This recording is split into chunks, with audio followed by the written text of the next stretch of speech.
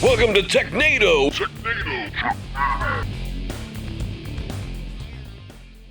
Hey, welcome back to another episode of Technado. Thanks so much for joining us. I'm your host, Sophie Goodwin. I'm going to be attempting to work my way through the material we've got here today, and just pray for me. We have Mr. Daniel Lowry here with us. He's already losing his mind. Oh, yeah. You all know Daniel. You know and love him. Yeah, well, I don't know about all that, but they probably know me, but I don't know about the love part. Yeah, we'll go with that. And you may have noticed, stepping in for Don today, we have Ronnie Wong. Ronnie, how are you? All right. This is not fair because y'all just kind of grabbed me and said, hey, sit down. Yeah. We did do that. Shut your mouth and do what we tell you, Ronnie Wong. I'm going to do that. Exactly. That's exactly what happened. He's not exaggerating. Yeah. So Hey, you. He was, I've never seen someone so scared of getting hit in my life. Well, he's here now. So By Sophia, by the way. She was the one. I am 100% happy to be here. Help me. the door's locked. What's the blink code? The doors are locked. There's no escaping. That's so right. Crap, it is locked. Yeah. we'll go ahead and jump on into this before we get too off the rails. Yeah. We're just going to jump right into our tech news that we've got for this week. This first article, I'm going to need some help deciphering. This comes from Anand Tech. Is that how that's pronounced? Sure. This is new to me. Judges? And Judges will allow it.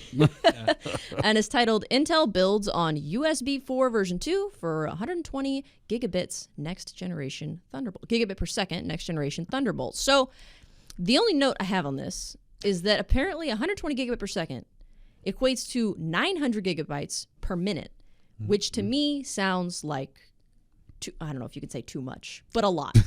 Too much. Yeah. It's probably never too much to have more speed. Speed good. Yeah, speed is always good when it comes to computing, at least for what we do, because everybody wants everything instantaneously. So, of course, through the entirety of USB, we've kind of dealt with those things. When they first came out, it kind of felt really fast, but it was only like 11 megabits. Now, compared to this, right, you said 900 Gigabytes. Gigabytes per minute. Gigabytes per minute, Gigabytes right? per minute, yeah. 11 megabits would probably be like 0.3 megabytes per minute, whatever it is, right? So, I mean, the speeds have actually increased here, but they're actually saying like 120 to 900 gigabytes per minute. That is that terabyte limit, right? That not limit, but approaching those speeds. That's when you're saying, hey, we can transfer something from this device to this device, a terabyte of it in a minute. That's really fast. I mean, it's insanely fast. That is super fast. It's probably going to change the landscape when it comes to things like backups, right? Editing, doing streaming, this, that, and the other peripherals that could use that speed. Now, I will say this, right?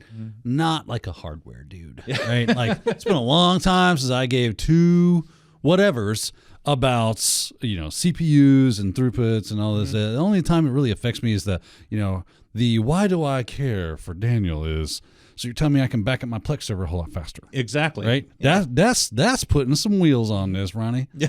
I mean, if you have a terabyte of, your Plex server, which I'm assuming that you may.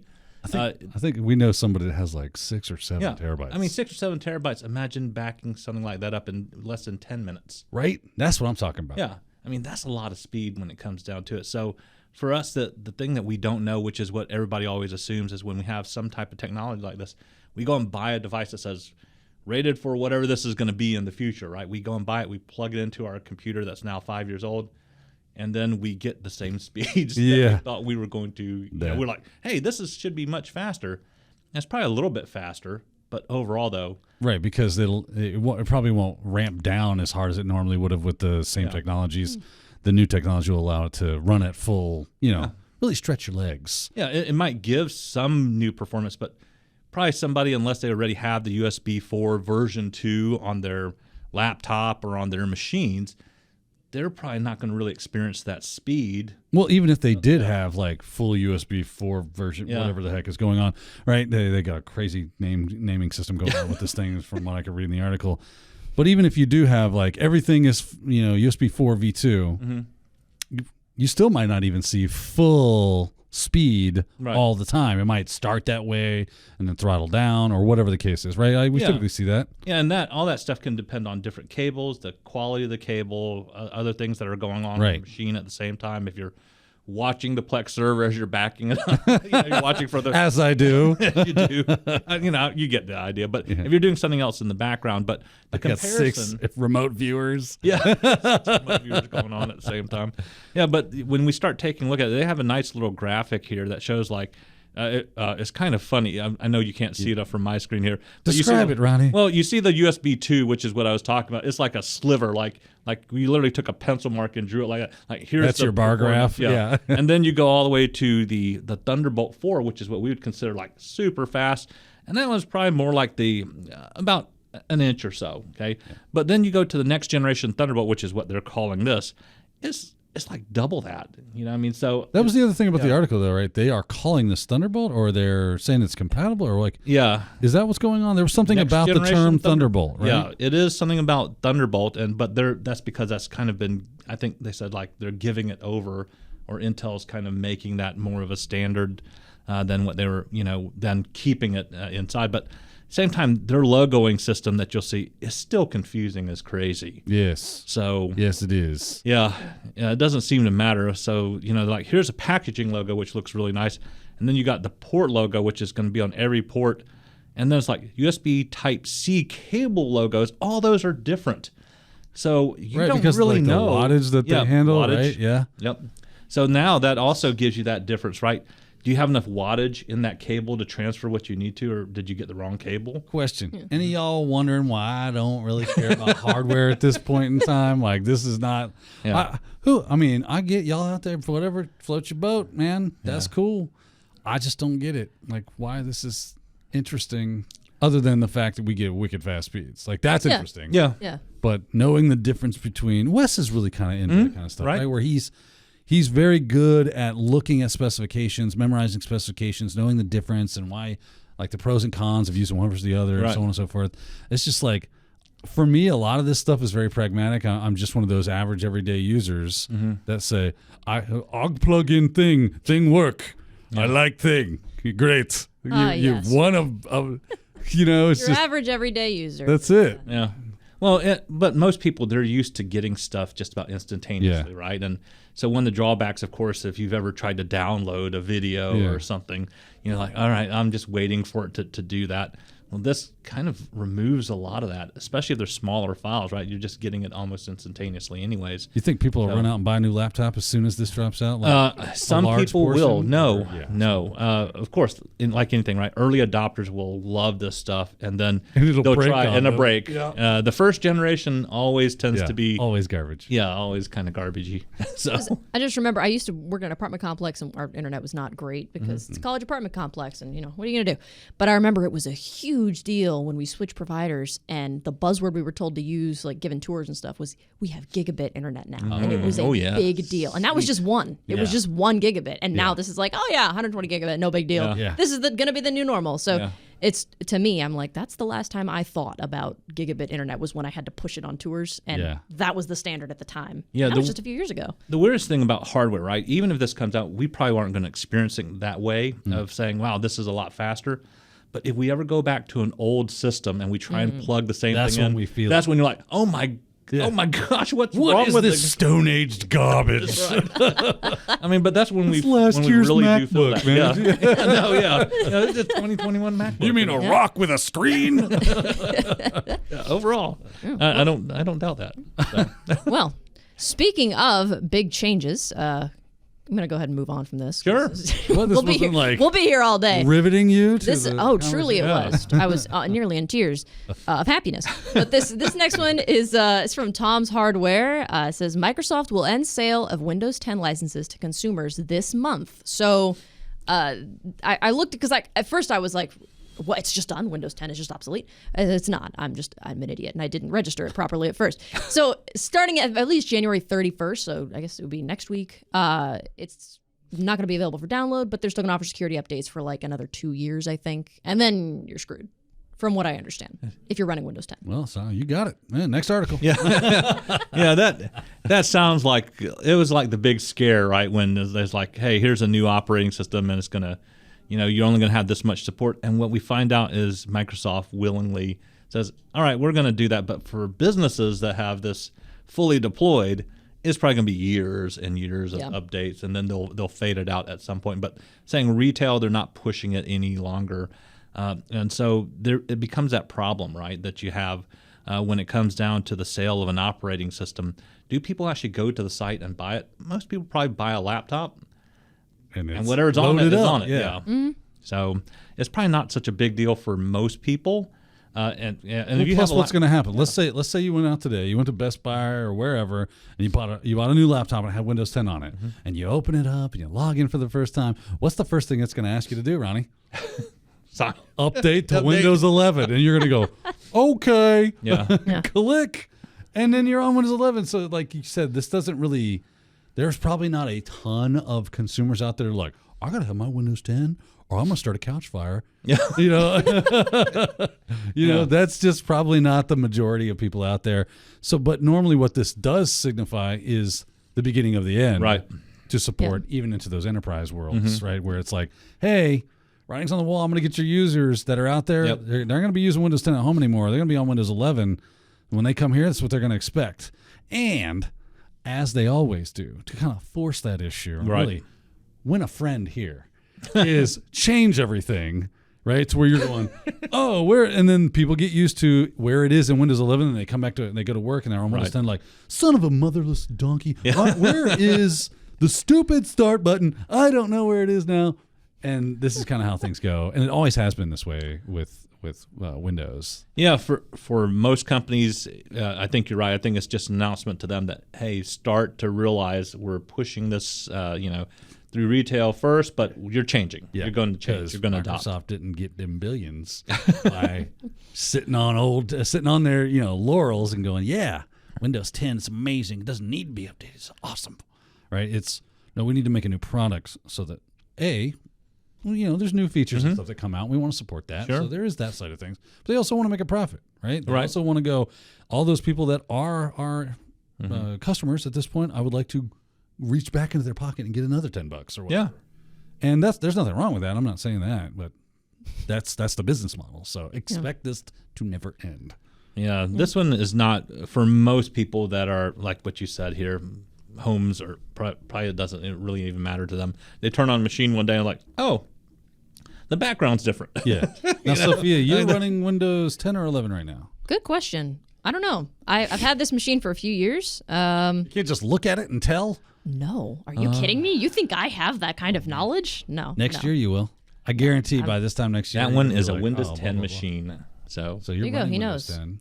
He knows. Are we doing Windows 11 deployment here? I don't know if that will be pushed out to the Windows. See, we are in so this is relevant. I would assume that. Oh, look at that. Yeah, that it's probably going to happen. Yeah. At some point, but I don't know when that is. Like anything else, right? A business works on life cycles rather than on this guy's saying it's ending like in the next few weeks. Isn't it so weird how inertia sets in on the larger your organization is, the more inertia you have. I guess that makes sense, like a giant boat or whatever. Right. It's hard to get it to move, and once it's moving, it's hard to get it to stop. Right.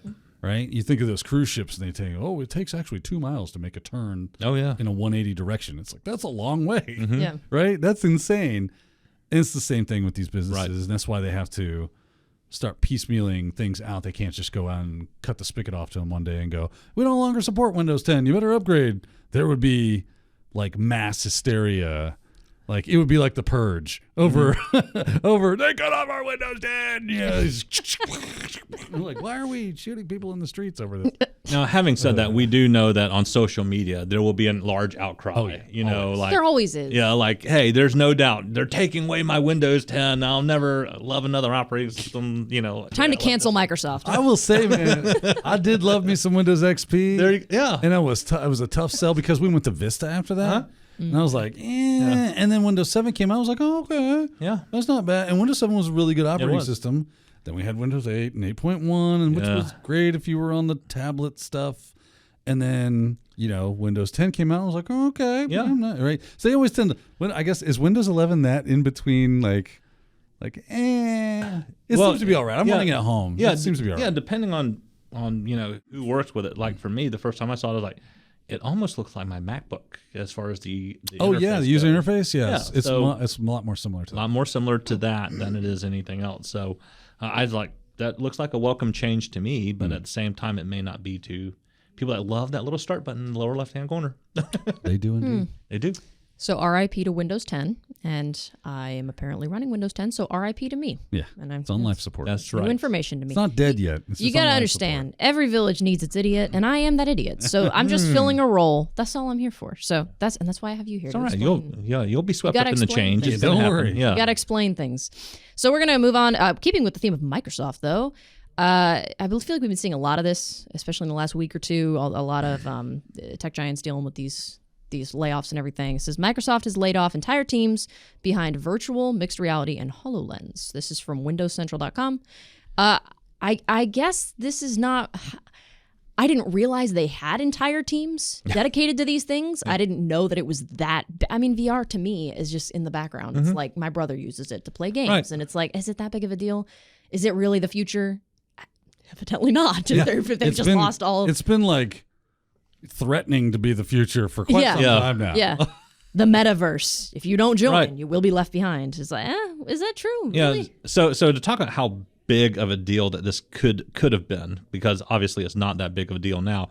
But at one time they literally bought whole companies. That's all they did was VR, and there wasn't a market for it then.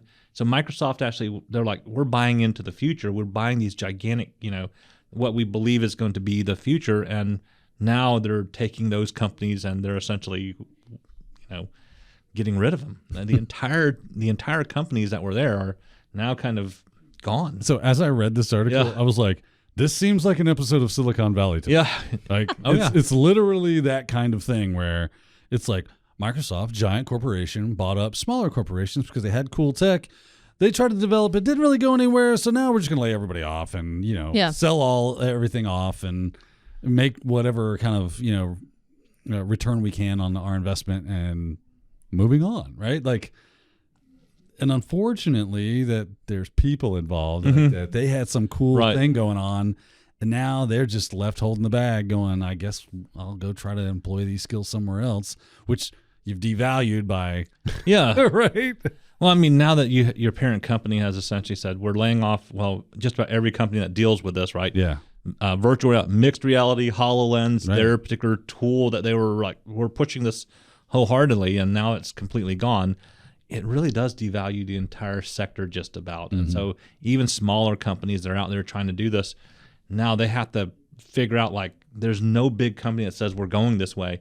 How do they start to market that or try and push themselves back up? Are they going to head down the same kind of, thing that's happening here at Microsoft? So in this one, when it comes down to it, it's kind of sad news, because we are in this weird economy where people are having to, or companies are doing this type of correction for their business to make sure it survives. But at the same time, when somebody says we're nixing an entire sector, it is like cutting off an appendage, an arm, saying we believe that this arm is okay, but now we don't think it's going to really do anything. So my question becomes, all right, this is, sad day at Microsoft. They laid off a bunch of people and they're no longer developing this technology.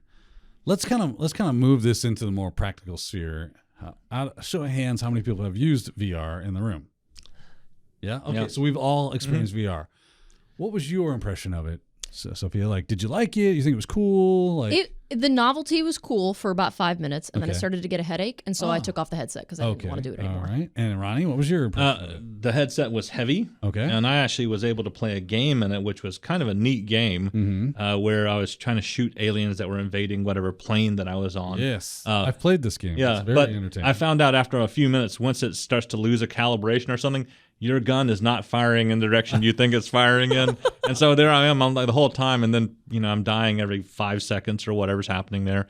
But I really found it that was the only aspect of it, and I can't find any real practical use to it besides gaming. Yeah, for myself. obviously gaming seems to be like, at least in my estimation, maybe yours as well, Yeah. Sophia, if you agree to that, seems to be the best application of it. Like to see, I think it would be cool to have like virtual movie theaters, that kind of stuff. To me, that would be cool, which you can kind of do. They do have that available. I thought it was very interesting. I found it to be very compelling technology. It surprises me that it has come, it came out in the early 90s. Yeah. Did not know yes. that. Yes. Right? That's how long VR has been around. To be fair, I wasn't alive. Right. You weren't even alive. But I did when not this know. stuff was developed. Yeah. Oh, okay. Right? No, I started thinking about it. I was like, yeah, that was 30 years ago. Right. Yeah. And I'm not. That's what's up, bro. And it's like, why is it so difficult? Obviously, it's a difficult problem. Right. Right? Yeah. You would think that, and this just goes to show if a company like Microsoft has a trouble. Yeah. And I don't know if this was due to the Finding economy something. or just the lack of interest or the lack of the ability or maybe a combination of all the components that are just seem to be conspiring against VR. Yeah.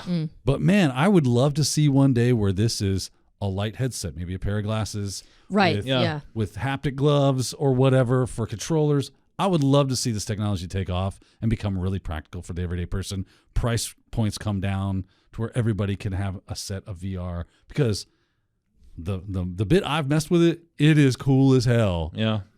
But it just doesn't seem to be getting there where we're just like, I have to have VR in my life. Yeah. A lot of potential. And also the price point to having to buy new gear and stuff to make sure, it works.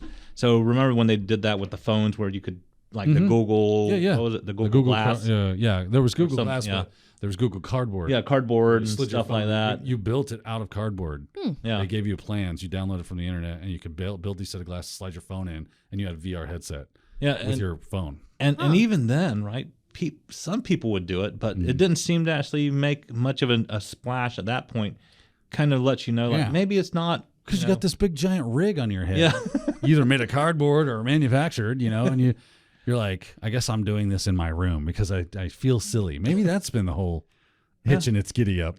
Who knows? Who knows? All right. Well, now that I have a kind of renewed interest in VR now, because I only ever used it for To gaming. watch the and Lawnmower Man. it hurt my head, and I just That's a good gave one. up after that. It was like I put the headset on, I was like, this is uncomfortable, and I took it off because when hard things come along, I give up. I quit. So Nice. I'll give it another try, but for now, it looks like maybe Microsoft's taking a step back from that. So we'll see what ends up happening with that. But we're gonna go ahead and take a break here, and we will return in just a few short minutes with more Technado.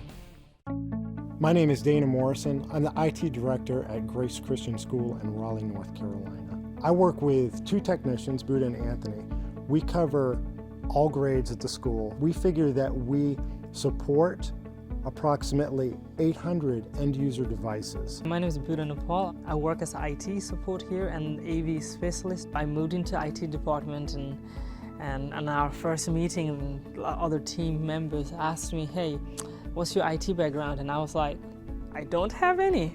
We had this SharePoint project that we were rolling out. So I was able to go to IT Pro TV and watch. And by the end of this month, we were actually migrating all our files to SharePoint. I can use IT Pro TV's supervisor portal to check the progress of my technicians so I can see what they're looking at.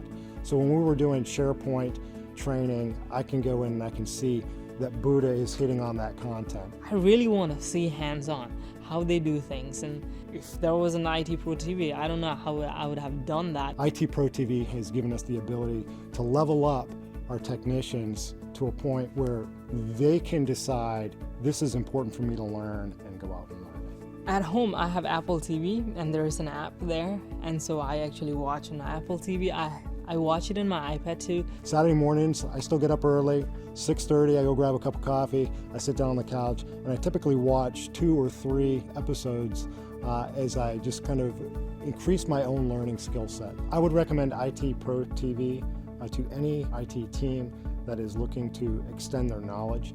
It offers a great, easy to access, interactive, entertaining environment. It's just a great tool for any IT professional. IT pros who want to learn on the go? The IT Pro TV Android app is for you. Now it's better than ever with the dashboard view built in. Easily resume viewing, see new courses as they're added, and track your hours viewed. Start up your next episode with the touch of a button to binge watch on the go. Track your progress at a glance, and download episodes as an annual member for offline viewing. Access all IT Pro TV courses with a simple button. Choose landscape mode for larger viewing.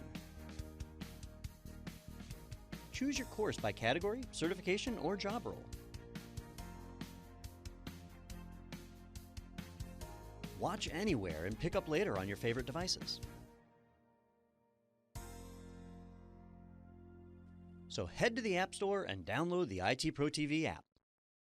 Hey, welcome back for more Technado. I know you probably missed us, but that's okay because we're right here. We never actually left. We were waiting on you. We've got a couple of segments that we're going to do. I'm still relatively new to this, so just be patient with me while I'm figuring things out. They gave me a new machine to work with, and I'm not good with machines, so we'll see what happens. On a technology podcast. Yes, yeah. That's why I'm here. Okay. I'm the You're the control group. Right, you're the irony. So that I'm here to make you guys look smarter. You're the That's irony why. in the room. Wow. Wow. That's the only reason I'm here. All right.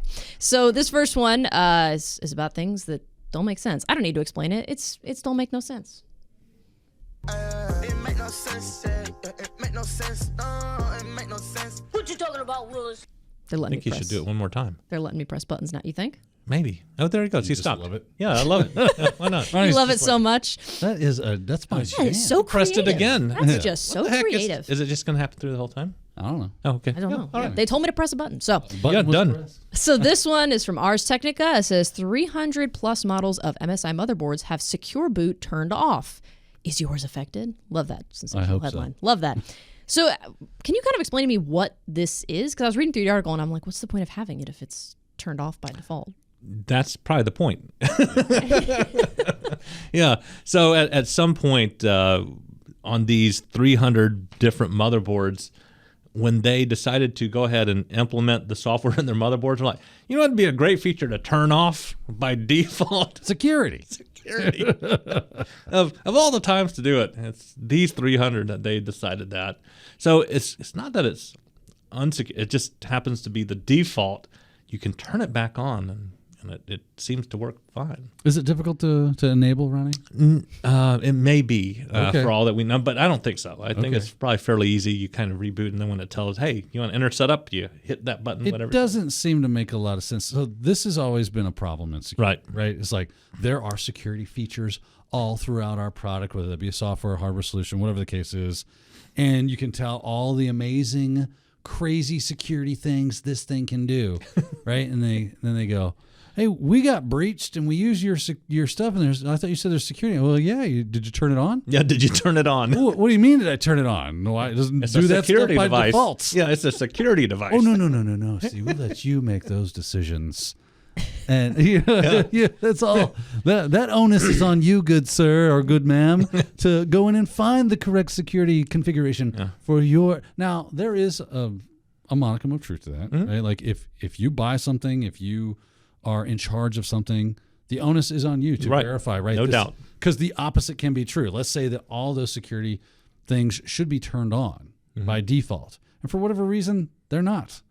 How do you know whether they are or they aren't? Well, it should be up to you to go and check and make sure that those things are done. Now, you can ask for help to do that. Usually the companies that you purchase from will go, hey, we'll offer a consultant to come in and help you configure the thing, tune it just right for your environment. Cool.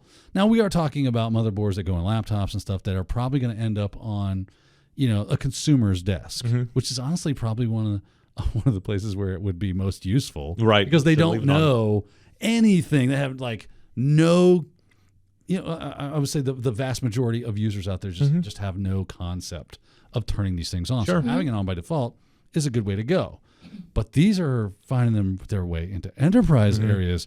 This is where this gets really stinking dangerous, right? It really does. One, because it shows you something about, their implementation or their deployment. Right. Is that they're not checking these features, or they're not at least looking at them. They're just like, well, just put an operating system on it and run it and let it go, when they should be going through whatever checklist that they are having to do before they implement it and do everything else here. But most of the time, that's probably the reason why a lot of companies that are buying laptops, they buy them from one vendor, one particular place that they know how these features work, and they do all the things that they need to before they put them into use.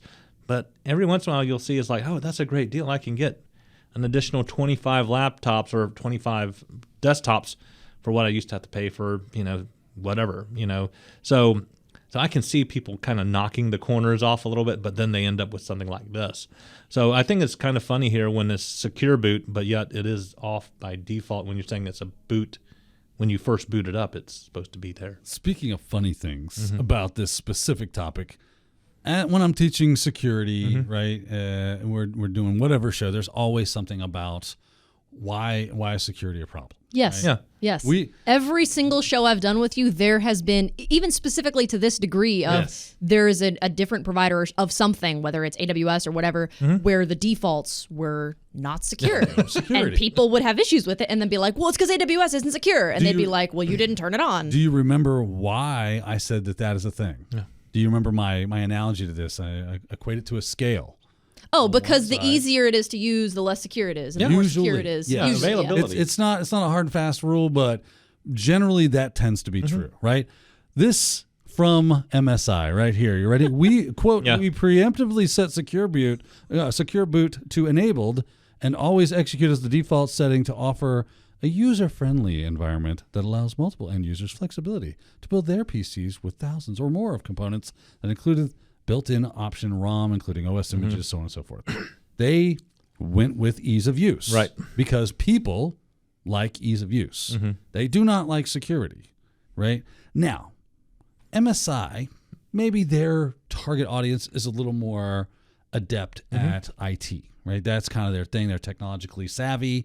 Yeah. And so that maybe makes a little more sense. For just out of the gate, they know it's going to be, not enabled as a function. But then there's always the naysayers. You'll never win this fight, honestly, right? Right.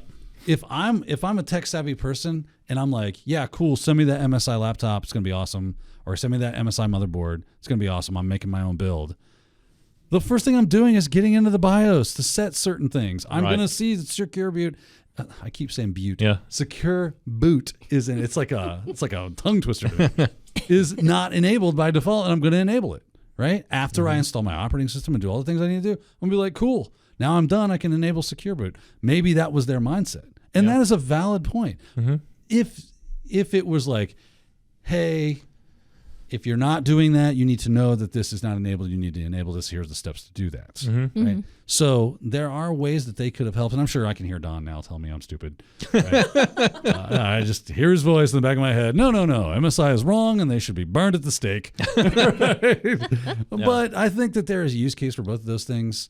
It just depends. You never do a 100% correct solution on these types of things. Yeah, it's like anything in security, right? It's whatever your best answer is at that point for your context of what you're doing. And companies, though, that tend to buy in bulk and try to put these things out, they should be running through a process that says, hey, let's turn these things on or turn these things off because we know what it does. And with today's advent of, using the mobile device management stuff, that can actually kind of secure all this stuff, when they put it on there, check all these things. You'd think it'd be easy enough, but at the same time, here on this one with 300 different models, it's like they really just. Let's also talk about the attack vector here. Yeah. Right. How do you employ an attack against this motherboard, Ronnie? On this one, you'd have to be there. You have to have physical possession of the device. Right. Okay, so that's probably you're already in Pooh Creek at that point. The paddles are floating away. Right. That's kind of where you're at now. Would that be nice to have that extra added layer of security where they couldn't just go in and wipe your operating system out and resell your laptop? Yeah, that'd be sweet. But be an informed consumer and organizations that are building things like MSI, let people know, like, hey, there is security. It's not enabled. You need to go and enable that by default, or just enable it by default and let them turn it off. If they're tech savvy, they know what to do anyway. Yeah. So there it is. The easiest solution here, and this is what Don would say, easiest solution is just turn the dang thing on, let people do what they're going to do. If they don't do anything, at least it's secure by default. Yeah. And that's the simple solution. Yeah.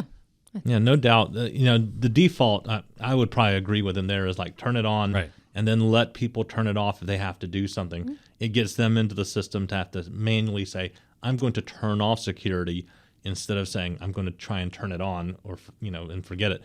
So we kind of, I think we have a story coming up about not being able to turn something off, right? So it's just one of those things where it's like, which one's better? Yeah. I was going to say, yeah, nice job. But at some point here, yeah. Sure, this is your first day? I know, yeah. You did that better than I did. Yeah, so speaking of, what this is, you had a better segue than I did. Did I? Yeah. So, yeah, but you are right. This next one is from NBC News. This is a whole different segment. And, yeah, I'm not going to need to describe it. You just listen to the noise. This is Do. Do, re, mi, fa, sol, la, ti, do, so, do. How nice. How pleasant. Love those. Love that you guys have those little sound bites. That's fun. So this is about a school in Massachusetts. The lights have been on for about a year and a half now. 7,000 lights. Yeah, no, clearly. Yeah. 7,000 lights in this building lit up around the clock because nobody can turn them off. It was originally an initiative to save money and save energy. They installed this And it special didn't either. timing system, and it did the opposite. It's costing taxpayers a bunch of money, and so it did the exact opposite of what it was supposed to do. And I'm not really surprised. I'm kind of surprised that this was their decision to say, you want to know how we're going to save money is we're going to actually have put everything under one management system. Well, it's automation. Yeah, Right? I get automation. It should kind of turn on at the time you want it to, Right. and turn off the time that you want it No to. one ever forgets to turn the light off because you don't have to. Never. Yeah. Yeah. Until like lightning hits and something burns out, and now all of a sudden that one circuit that nobody on the planet can find. This was a software issue, right? Yeah. According to I the believe article, so, it was a yeah. software issue.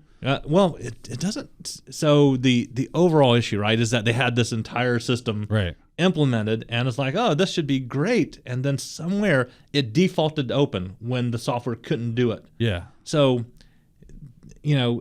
is that a sensor? Is there something there? I Right. mean, I don't know if it's software or is it the whole system itself that's just. So Yeah. it seemed like the software that runs the system was closed, right? They had no way to look into the system and give it any kind of commands or change anything. Yeah. That was done by the provider. The provider, well, since it Yeah. took so long, so it's not like they turned it on and the next week Yeah. it freaked out. It took like a while Yeah. before the software wigged out on them. And then by the time it did and they realized it because it was like a slow and steady thing that was happening, at least according to the article. Right. That's what the article seems to say. By the time they were like, oh, something's wrong, let's reach out to the vendor that installed it, that company had changed hands like 5 times. Right. Yeah. And now they're like, well, I don't know, Yeah. but you're like, you're my support. We'll see if we can find somebody that can help you. And even when they finally did find someone that was familiar with the system they were using, then they had to order certain replacement parts, and they got delayed. And they were COVID hit. they were saying it's because of the Yeah. pandemic and the Yeah. supply chain issues, and so it got delayed. I think several months, and then got delayed again, and then they Right. needed a different part, and so that's why I guess it's supposed to be, I think, early this year that they're finally going to fix February. February. it. Yeah. Yeah. So this has been an issue since August 2021. So we're coming up now on year and a half later, and they're finally, Yeah. hopefully, going to fix Fingers it. crossed. And that's why I said I wasn't sure it was a software issue, because they're talking about parts being delayed, It's both, I being think. delivered. Yeah. So I think it's a combination Yeah, probably. of some of those things where Well, whatever they is were their- retrofitting the. they were trying to do. That's why they were talking about parts. It's not that Yeah. things broke parts wise. I don't think it's that they were like, we're going to rebuild you a new system. We're going to Yeah. gut this thing out and put new stuff. Yeah, in. because they had talked about it was 1.5 or 2.5 million to try and replace the system. Yeah. For when a they full replacement. for a full replacement Yeah. of the system, 1.2 million. And then they decide, well, that's too much, so we're going to Yeah, piecemeal this thing. and then try and piecemeal, and then even at that point they couldn't. There wasn't enough pieces on the planet or Right. whatever. Said teasers were unscrewing light bulbs to try to get Yeah. around Yeah. it. We can't use our projectors, so they're just unscrewing bulbs. I'm like, man, what? How Man, interesting give me must a- that have been to Give me be, a hammer and an afternoon. be a student Yeah. in that school? You come home from school and Miss Johnson had to unscrew 8 light bulbs today. It was kind of a weird day. How weird must that be for that to Yeah. be their reality? This is one of those logic systems that it defaults to either closed or open. Yeah. Right? And this one just, for some reason, I guess it's probably better that it defaults to open, right? You know. Depends. Yeah. Right? Yeah. Most systems you want them to fail closed. Right. Right? Yeah. That's- Definitely. right. Door locks, Right. It's stuff not like doing that. the thing. Right. Door lock might be, but if people are in it, Yeah. No, you don't and want it to. fail- Yeah. It's a weird thing. So you Yeah. have to make those decisions based on their use case. But usually it's a fail closed thing is usually pretty good. Yeah. Whereas failed open is like, oh, I'll just do whatever you tell me to do. Yeah. At least in security wise, it goes that way. Yeah, but this one, when it failed open, it was like every single light fixture Failed open and then closed. Yeah, and then closed off itself to where you couldn't do anything. It's not even like it's just the external lights, and every single light, 7,000 or roughly 7,000 lights all on this system. You got to enjoy the irony here that the whole reason that they put this system in place was to be like green and eco-friendly. Save money, save energy. Yes. And now they are just burning tax money. I like how the guy was like, I don't think it's in the tens of thousands, probably the thousands per month that we're going through. It's like, you have no hard data, A. You're just saying, I feel like it's not that much. Yeah. Well, go get me a spreadsheet, buddy, and then we'll talk about what we feel like. And B, like, that all this stuff is getting manufactured in China. Like, once we move stuff to manufacturing to China, it was just so much cheaper. But then the supply issue became a problem, and now we can't get anything. It's like, you see how this works. Yeah, you can't put all your eggs in one basket. Correct. You have to diversify, so that if one stream dries up on you, you still got water. That's how things work in the real world, people. You know what they say. So we'll see in February, because it sounds like that during the Christmas break they were promised more. They were promised that the company that would fix it would actually fix it, and then they got called like the day. I think it was the day after the break or the day before the break. Like, dude, we need to push this back out. Yeah. And like, wait a minute, what? We're paying you.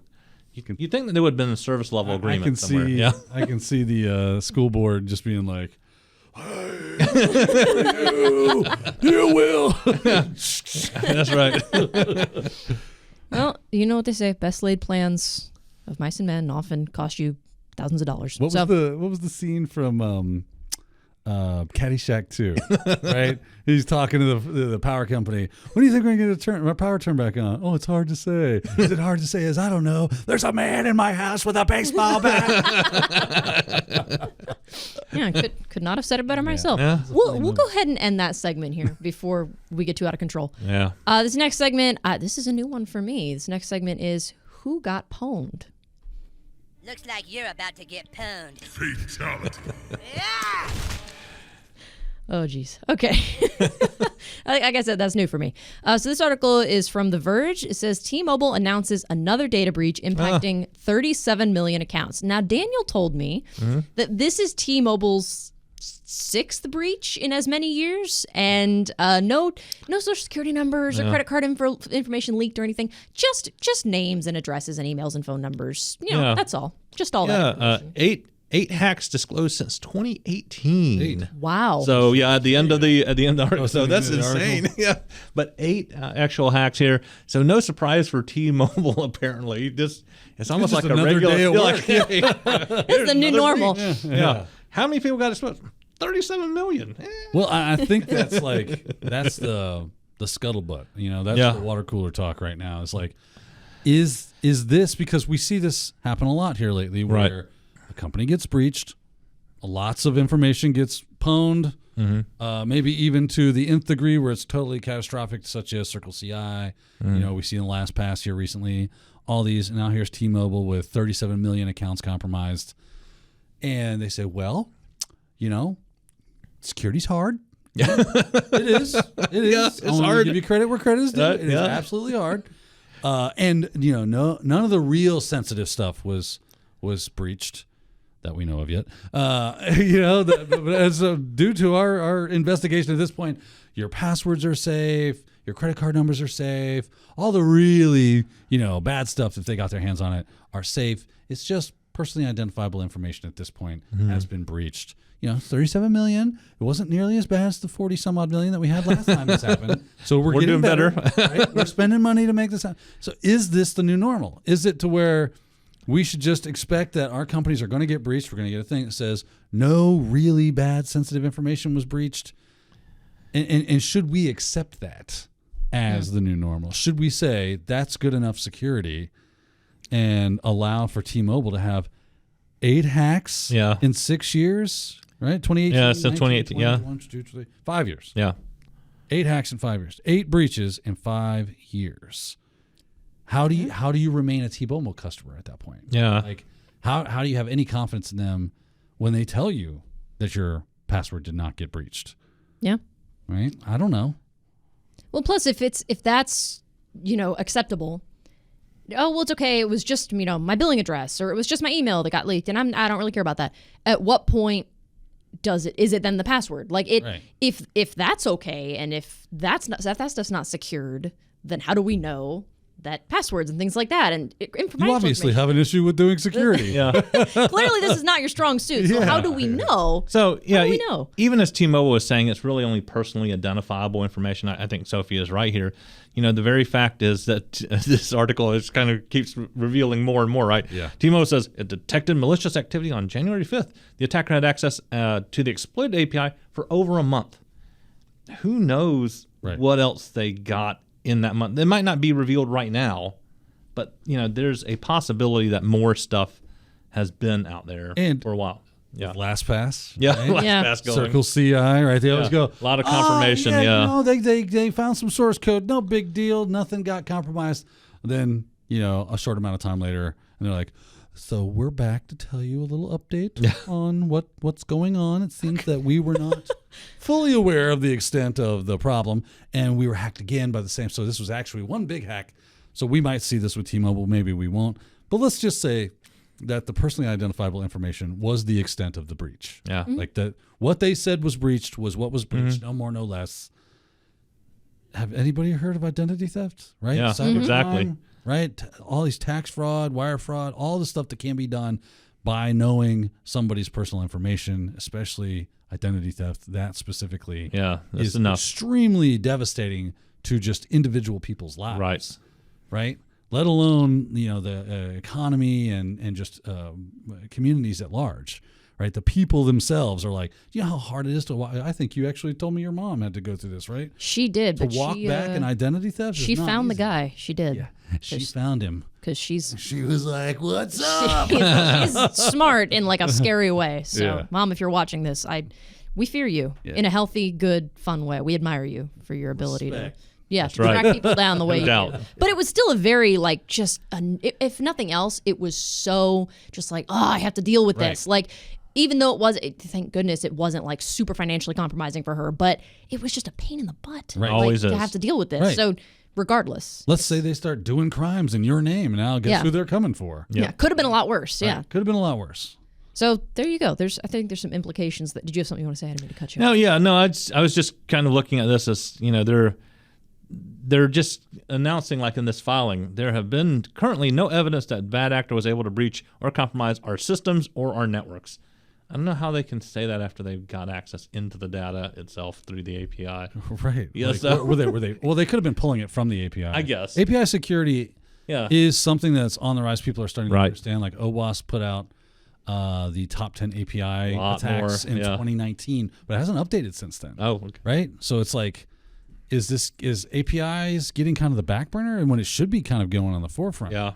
Right. Like we should be paying more attention because everything is connected through APIs at this point. Mm-hmm. And one of the big, I don't know if you're pulling up the OWASP top 10. I can. If you would, right? I think one of the top ones, either the second or third one, is the release of sensitive information. They're sending sensitive info in the clear text on the API. Mm-hmm. So all I got to do is intercept that, There it is. and there it is. I can see the stuff. I can make a call, and now it delivers me information that it shouldn't be delivering me, and I can see it.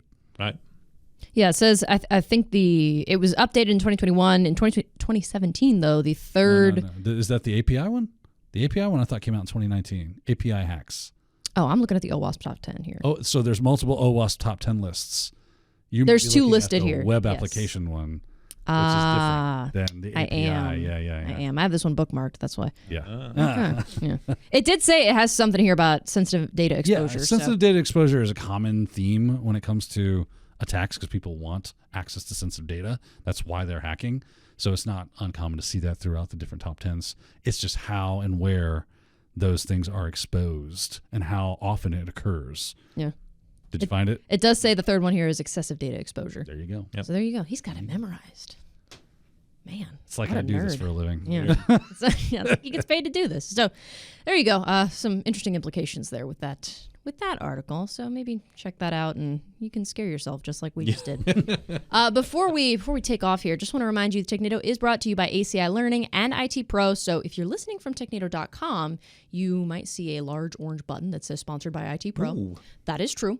You can click on that and it will take you to itpro.tv and give you some more information about that. That's what we do here. So if you want to see more of Dan, Ron, Don, and myself, you can go to that website and watch those courses. You can subscribe. I believe there is a discount code for that through the podcast. So you can click on that link on technado.com and see more information there for a discount on the lifetime of your IT Pro subscription. Check that out for sure. And if this is not enough for you, if this is not enough free content for you, we also do webinars every so often. Dan and I do one every other month or so. Once a month. Is once a Right? month. Okay, Yeah, I think it's every that's other been month. the cadence, but now I think we're moving to every. I think we're doing every other month because we're trying to interject some other webinars, spice things up a little bit. But our next All Things Cybersecurity webinar, I believe, is March 16th, and that's going to be with Mike Saunders. So, those webinars, those are always mediocre, so you can tune into those. Boy, if you in for a treat, Mike Saunders is coming on. That's all That's I got true. to say. That's right. And last week we just had a webinar about getting into IT with some of our other edutainers, Wes and Anthony. So check that out as well. And just kind of check back regularly to see what we've got going on here. We have so much to offer you, and we would just love it if you joined us. So I believe that's going to be about it, unless you have something you'd like to add. Okay. Stay safe out there. They're very talkative today. Thoughts and prayers. Yes. Thank you, Daniel, for your help this week, because I struggle sometimes and he keeps me on track. And thank you, Ronnie, for joining us and stepping in to fill in for Don here. I think you did a good job. I think you did him justice. So I appreciate that. Weird. Yeah. I do. That's surprising. I admire your poise. Yeah. And thank you, of course, for joining us for another episode of Technado. We'll catch you next time.